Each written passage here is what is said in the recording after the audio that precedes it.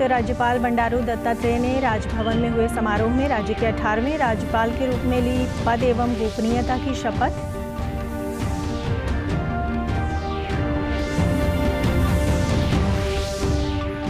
विश्व युवा कौशल दिवस पर प्रधानमंत्री नरेंद्र मोदी ने कहा, नई पीढ़ी का कौशल विकास देश की जरूरत, विश्व को कुशल संसाधन उपलब्ध करवाने में देश समर्थ।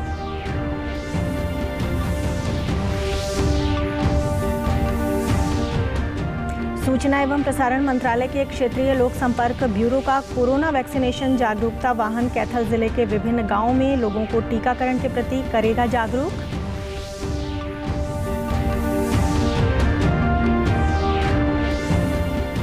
और गुरुग्राम में सरकारी राशन डिपो से अनाज लेने वाले उपभोक्ताओं के लिए स्थापित हुआ ग्रेन एटीएम। मशीन के नीचे लगाए गए बैग में स्वतः भर जाएगा निर्धारित अनाज। नमस्कार, मैं ऋतु कौशिक। अब समाचार विस्तार से। प्रदेश के नवनियुक्त राज्यपाल बंडारू दत्तात्रेय ने आज राज्य के 18वें राज्यपाल के रूप में शपथ ली। राजभवन में आयोजित समारोह में पंजाब एवं हरियाणा उच्च न्यायालय के मुख्य न्यायाधीश न्यायमूर्ति रविशंकर झा ने उन्हें पद एवं गोपनीयता की शपथ दिलाई। इस दौरान हरियाणा आर्म्ड पुलिस की स्पेशल टुकड़ी ने राज्यपाल को गार्ड ऑफ ऑनर दिया। बंडारू दत्तात्रेय केंद्र सरकार में 3 बार मंत्री और 4 बार सांसद रह चुके हैं। वर्ष 2019 में वो हिमाचल प्रदेश के राज्यपाल नियुक्त हुए। श्रद्धापूर्वक हरियाणा के राज्यपाल के पद का कार्यपालन करूंगा तथा अपनी पूरी योग्यता से संविधान और विधि का परीक्षण, संरक्षण, प्रतिरक्षण करूंगा और मैं हरियाणा की जनता की सेवा और कल्याण में निरंतर रहूंगा। आज विश्व युवा कौशल दिवस मनाया जा रहा है। आज ही प्रधानमंत्री द्वारा लॉन्च किए गए स्किल इंडिया मिशन की 6ठी वर्षगांठ भी है। इस अवसर पर प्रधानमंत्री ने सभी के जीवन में कौशल के महत्व पर चर्चा की। उन्होंने कहा कि देश और दुनिया को स्मार्ट और कुशल मानव संसाधन उपलब्ध करवाने में भारत समर्थ है। कि जो स्किल होगा वही ग्रो करेगा। ये बात व्यक्तियों पर भी लागू होती है और देश पर भी लागू होती है। दुनिया के लिए एक स्मार्ट और skilled man power solutions Bharat दे सके, ये हमारे नौजवानों की स्किलिंग स्ट्रेटजी के मूल में होना चाहिए। इसको देखते हुए ग्लोबल स्किल गैप की मैपिंग जो कि की जा रही है, वो प्रशंसनीय कदम है। प्रधानमंत्री ने कहा कि नई पीढ़ी का कौशल विकास देश की जरूरत है और ये ही आत्मनिर्भर भारत का आधार भी है। उन्होंने स्किल इंडिया मिशन की 6 वर्ष की उपलब्धियों को काम में लाते हुए इसे और गति देने का आह्वान किया। नई पीढ़ी के युवाओं का स्किल डेवलपमेंट एक राष्ट्रीय जरूरत है। आत्मनिर्भर भारत का बहुत बड़ा आधार है। बीते 6 वर्षों में जो आधार बना, जो नए संस्थान बने, उसकी पूरी ताकत जोड़कर हमें नए सिरे से स्किल इंडिया मिशन को गति देनी ही है। प्रधानमंत्री ने देश में कुशल कार्यबल तैयार करने के लिए जो प्रयास किए जा रहे हैं उनका भी जिक्र किया। इससे भारत को महामारी के खिलाफ लड़ाई में मदद मिलेगी, इस बात पर भी पीएम ने जोर दिया। आने वाले 3-4 वर्षों में बहुत बड़ी संख्या में लोगों को रीस्किलिंग की जरूरत पड़ेगी।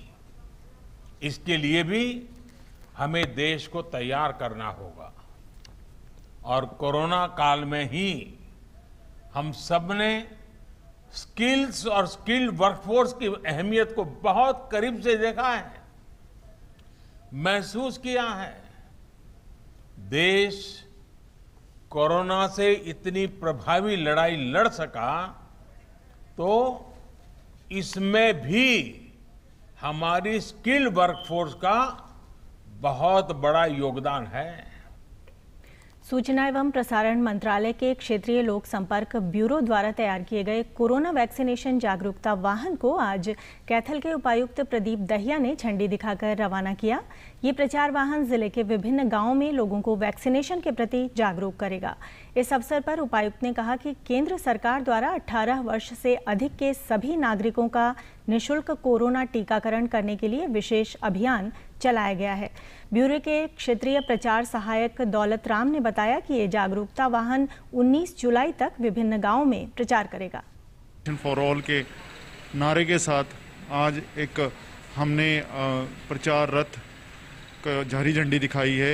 ये हमारे ज़िले के अलग अलग क्षेत्रों में जाकर लोगों को बताएंगे कि जो वैक्सीनेशन है वो कराना ज़रूरी है और जो वैक्सीनेशन है वो सरकार की तरफ से सबको मुफ्त में दी जा रही है। ये वैक्सीनेशन फ्री के कैंप के लिए और टीकाकरण के लिए एक वैन चलाई जा रही है, मोबाइल वैन चलाई जा रही है और यह 15 तारीख से लेकर के 19 तारीख तक कैथल के गाँव में और प्रॉपर कैथल में ये प्रचार कार्य करेगी और इससे लोगों में जागरूकता आने की संभावना है कि सब वैक्सीनेट हों। प्रधानमंत्री माननीय नरेंद्र मोदी जी ने पूरे देश को जो 18 साल से अधिक आयु के लोग हैं उनको कोरोना से बचाव का टीकाकरण करने का जो निःशुल्क अभियान शुरू किया है वो ये बहुत अच्छा अभियान है और कैथल जिले में हम इसको पूरा मन से इसको लागू करने में लगे हुए हैं। स्वास्थ्य विभाग और हमारे उपायुक्त जी के मार्गदर्शन में ब्यूरो द्वारा चीका कस्बे में टीकाकरण शिविर का भी आयोजन किया गया। शिविर में वैक्सीन लगवाने के बाद लोगों ने कहा कि अब वे अपने आप को सुरक्षित महसूस कर रहे हैं।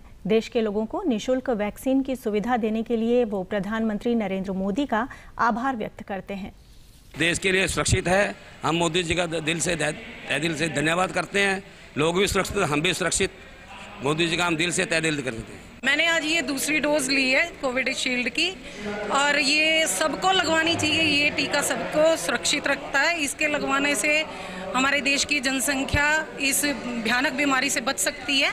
मेरे सेकंड डोज लग चुकी है और ये मतलब बहुत ही सराहनीय कार्य है जो कि गवर्नमेंट ने चलाया हुआ है। गुरुग्राम के फर्रुख नगर क्षेत्र में सरकारी राशन डिपो से अनाज लेने वाले उपभोक्ताओं के लिए ग्रेन एटीएम स्थापित किया गया है। देश के पहले ग्रेन एटीएम को यहां पायलट प्रोजेक्ट के तौर पर लगाया गया है। खाद्य निरीक्षक के अनुसार ग्रेन एटीएम लगने से सरकारी दुकानों से राशन लेने वालों के समय और पूरा माप न मिलने संबंधी शिकायतें दूर हो जाएंगी। इस मशीन को लगाने का उद्देश्य सही व्यक्ति को सही मात्रा में राशन देना है। से फूड ग्रेन एटीएम लगा है और कुछ ही दिन पहले ये लगा हुआ है और ये इसमें ऐसा है कि इसमें उपभोक्ताओं के लिए जो खासकर जो वेट का किसी की कोई शिकायतें होती थी या किसी और प्रकार की शिकायतें होती थी उसमें उसका कोई भी गुंजाइश नहीं रहेगी। इसके अतिरिक्त इसमें 2 चेम्बर हैं, एक क्विंटल का गेहूं का, एक राइस का। फिलहाल एक क्विंटल का जो है व्हीट का वही चेम्बर चला हुआ है और उन्होंने पायलट प्रोजेक्ट की तरफ से ये उन्होंने कुछ कारणों पर उसने राशन वितरण किया है और ये एक बहुत अच्छी स्कीम है। खाद्य निरीक्षक ने बताया कि एक बार में ये मशीन 70 किलोग्राम तक अनाज 5 से 7 मिनट में निकाल सकती है। मशीन में टच स्क्रीन के साथ बायोमेट्रिक मशीन भी लगी हुई है, जहां पर लाभार्थी को आधार या राशन कार्ड का नंबर डालना होगा। बायोमेट्रिक से सुनिश्चित करने पर लाभार्थियों को सरकार द्वारा निर्धारित अनाज स्वतः मशीन के नीचे लगाए गए बैग में भर जाएगा। डिपो धारक का कहना है कि इससे सार्वजनिक अनाज वितरण प्रणाली में पहले से अधिक पारदर्शिता आएगी। इसको एक तो हमने ऐसे इस पर्पज से लगवाया था कि इसको किसी के तोलने में परेशानी ना हो। ये अपने आप तोल के निकालेगी पब्लिक के लिए, जिसका जितना माल होगा उसके लिए तोल कर उसी को देगी। फर्स्ट पर्सन तो हमने उनके लिए ऐसे इस पर्पज से लगवाई, समय की बचत होने के लिए ही लगवाया। बायोमेट्रिक का जैसे पहले फिंगर टिकता था वैसे ही फिंगर का सिस्टम तो है ही। बाकी इसमें अब पहले अठर तोलना पड़ता था, इसमें तुल के ही लिख लेगा। जिस पर कैंडिडेट का जितना कार्ड पे अनाज बनता है वो इस मशीन के द्वारा पूरा तुल के ही निकलेगा। डीडी न्यूज़ हरियाणा पर देश और प्रदेश से जुड़ी खबरों को विस्तार से जानने के लिए आप हमारे साथ फेसबुक, ट्विटर और यूट्यूब के माध्यम से भी जुड़ सकते हैं। हमसे जुड़ने के लिए आप हमारे सोशल मीडिया हैंडल को भी फॉलो कर सकते हैं। अब आप अपने मोबाइल फ़ोन से QR कोड स्कैन कर हमारे यूट्यूब चैनल पर सीधे पहुंच सकते हैं। कोविड की तीसरी संभावित लहर के मद्देनजर फरीदाबाद के सिविल अस्पताल में लगभग 100 बिस्तरों का सभी सुविधाओं से युक्त फैब्रिकेटेड कोविड अस्पताल तैयार होना शुरू हो गया है। सिविल सर्जन के अनुसार 15 अगस्त तक ये फैब्रिकेटेड अस्पताल बनकर तैयार हो जाएगा। प्रदेश में ये अपनी तरह का पहला प्रयोग होगा। सिविल सर्जन ने बताया कि प्री फैब्रिकेटेड अस्पताल के पहले चरण में 6 कंटेनर स्थापित किए जा रहे हैं। उन्होंने बताया कि प्रत्येक कंटेनर में 6 बिस्तर लगाए जाएंगे। इन 17 कंटेनर में 16 कंटेनर में मरीजों के लिए बिस्तर लगाए जाएंगे, जबकि एक कंटेनर में चिकित्सक और नर्सिंग स्टाफ बैठेगा। केबिन लगने चालू हो गए हैं, केबिन इनके आ रहे हैं। इसके साथ साथ हमारा पानी का कनेक्शन हमने कर दिया है। पब्लिक हेल्थ और इसके लिए जो सड़क का छोटा सा टुकड़ा चाहिए उसकी भी एस्टिमेट ऊपर है जांच का, जिसकी जल्द ही अप्रूवल आएगी। आते ही पीडब्ल्यूडी उसका काम शुरू कर देंगी। तो मुझे लगता है कि इस मंथ के अंत तक या 15 अगस्त से पहले ये पूरी स्ट्रक्चर हमारी खड़ी हो जाएगी। तो हमारे पास एक एडिशनल करीबन 100 बेड की एक व्यवस्था होगी जो फुली कोविड के मरीजों के लिए डेडिकेटेड है।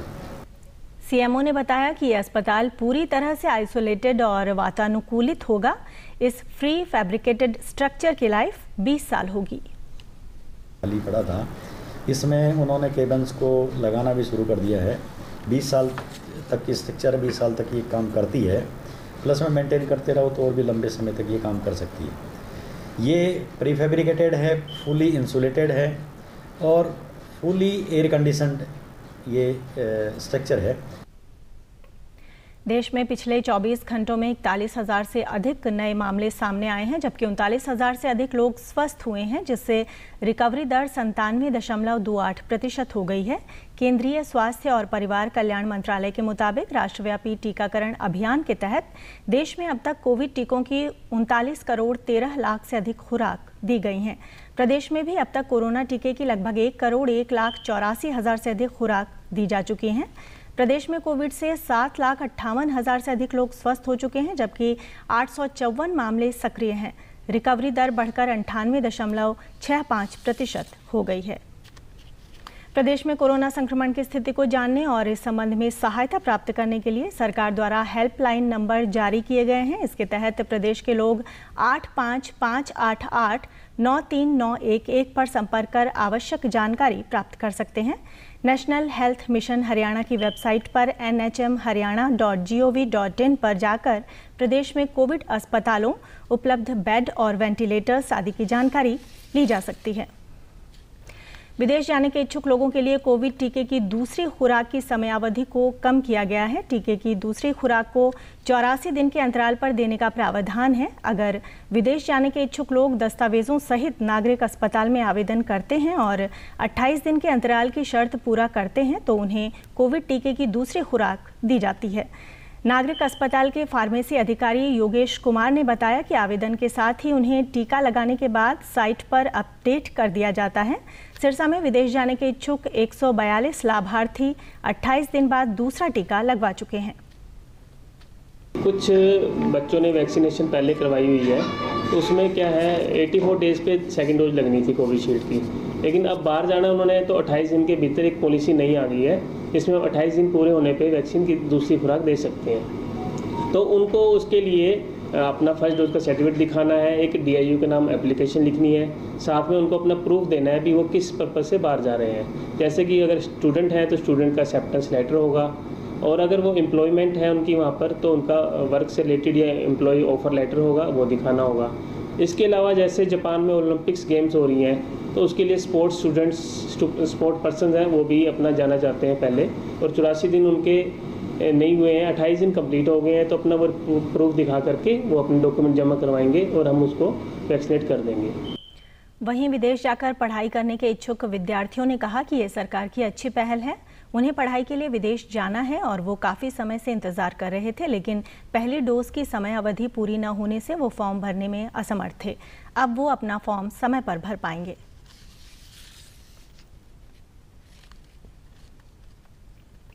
बच्चों के लिए अच्छा, और इसको वापस से 28 दिनों के अंदर किया है तो ये बहुत अच्छी बात है, और हाँ सरकार का अच्छा कदम है ये। और अब अंत में इस बुलेटिन के मुख्य समाचार एक बार फिर। प्रदेश के नवनियुक्त राज्यपाल बंडारू दत्तात्रेय ने राजभवन में हुए समारोह में राज्य के 18वें राज्यपाल के रूप में ली पद एवं गोपनीयता की शपथ।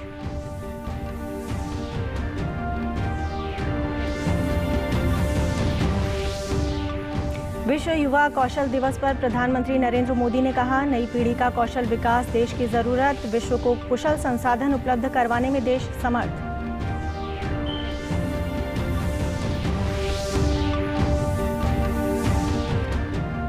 सूचना एवं प्रसारण मंत्रालय के क्षेत्रीय लोक संपर्क ब्यूरो का कोरोना वैक्सीनेशन जागरूकता वाहन कैथल जिले के विभिन्न गांवों में लोगों को टीकाकरण के प्रति करेगा जागरूक।